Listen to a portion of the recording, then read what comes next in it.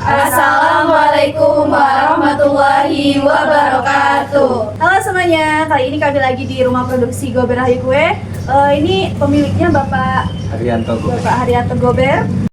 Kami melakukan kunjungan ke rumah produksi Gober Rahayu untuk mempelajari penerapan bioteknologi pangan dalam kehidupan sehari-hari, khususnya proses fermentasi dalam pembuatan roti.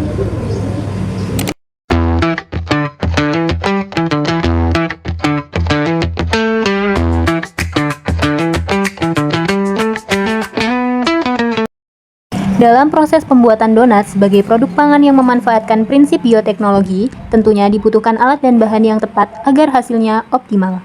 Seperti penggunaan mixer, timbangan digital, mixer untuk membuat krim donat, dan loyang.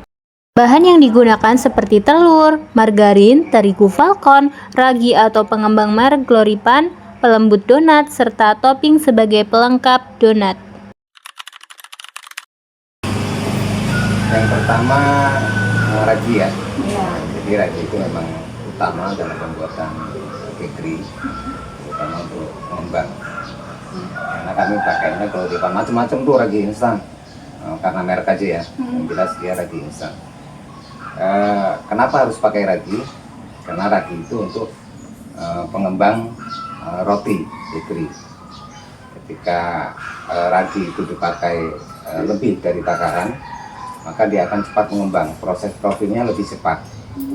Dikasih lebih banyak, profilnya lebih cepat lagi, cuman hasilnya kurang bagus. Jadi dia nggak lembut, jadi kasar dia.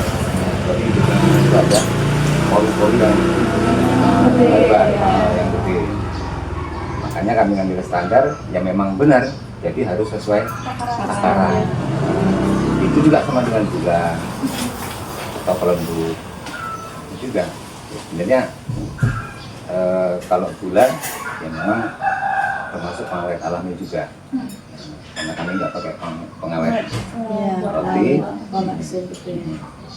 Jadi kelebihan pun kalau gula sebenarnya nggak masalah, tergantung lidah konsumen maunya seperti apa gitu. Kalau pelembut kan yang jelas memang teksturnya untuk pelembut. Kalau faktor kegagalannya Om, misal apa gitu, ragi jenis atau raginya udah aktif gitu. Sebenarnya kalau lagi posisi ini masih tertutup rapat, ya masih tertutup rapat, misal dia nggak apa namanya ngabar lah cara istilahnya. Ya, ini masih bisa diganti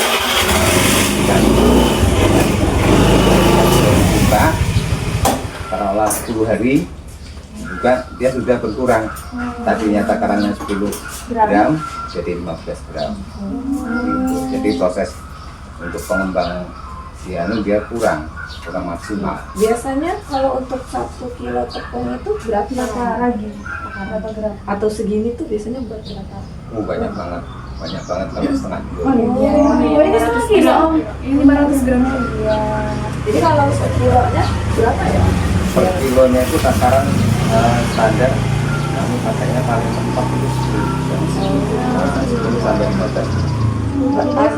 Jadi kalau untuk perbandingan gula, ragi sama telur nih, atau sama tepung gitu, itu berapa? Untuk gula kalau untuk bakery, untuk kelasnya premium, untuk kelasnya premium kan dia harus memang pakai telur. Tapi kami kelasnya rumah tangga dan itu kuenya juga yang seribuan. Karena dilihat prosesnya, jadi kita nggak menggunakan telur. Jadi kami kan jual ke pasar nih. Jadi kan jadi semua bahan-bahan naik, maka kami akan menyesuaikan itu. Kalau enggak ya kami dalam 1 bulan bisa 10 liter. Memanfaatkan pihak pasar dulu, kami modalnya berapa, karyawan berapa, jadi untuk pembayaran karyawan berapa, kami itu harus dihitung. Jadi kalau asal buat, asal jual, kita nggak tahu modalnya berapa, hasil dalam per kilo berapa piece, hasilnya berapa, untuk ini. Jadi banyak banget yang harus aja.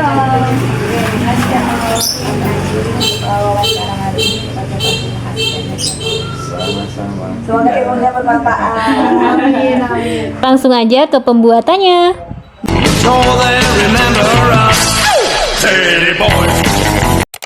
Setelah bahan ditakar, semua dicampur menjadi satu. Rumah produksi ini menggunakan ragi Glory Panies yang memfermentasi gula pada tepung dengan bantuan Saccharomyces cerevisiae, menghasilkan gas sehingga adonan mengembang dan lembut. Telur diganti pelembut karena fungsinya sama dan sesuai dengan target pasar. Proses ini merupakan penerapan bioteknologi dalam industri pangan. Pada proses mixing, air mengaktifkan ragi Saccharomyces cerevisiae yang mulai memfermentasi gula. Bersamaan dengan itu, gluten terbentuk memberi elastisitas, sementara margarin menjaga kelembutan. Fermentasi menghasilkan gas karbon dioksida yang membuat adonan mengembang. Di tahap akhir, adonan kalis ditambah minyak untuk mengurangi lengket tanpa merusak gluten. Fermentasi ragi menghasilkan karbon dioksida yang membuat adonan itu mengembang. Setelah adonan kalis, adonan ditimbang sesuai takaran yang diinginkan. Setelah itu, adonan dibulatkan dan sedikit ditekan untuk membantu membentuk permukaan yang halus dan menahan gas di dalam adonan. Selanjutnya, adonan didiamkan atau masuk ke proses proofing pertama agar ragi seperti Saccharomyces cerevisiae bekerja menghasilkan gas, sehingga adonan mengembang dan menjadi lembut. Setelah mengembang, adonan dilubangi di tengah untuk membentuk ciri khas donat. Lalu didiamkan kembali atau masuk ke proses proofing kedua.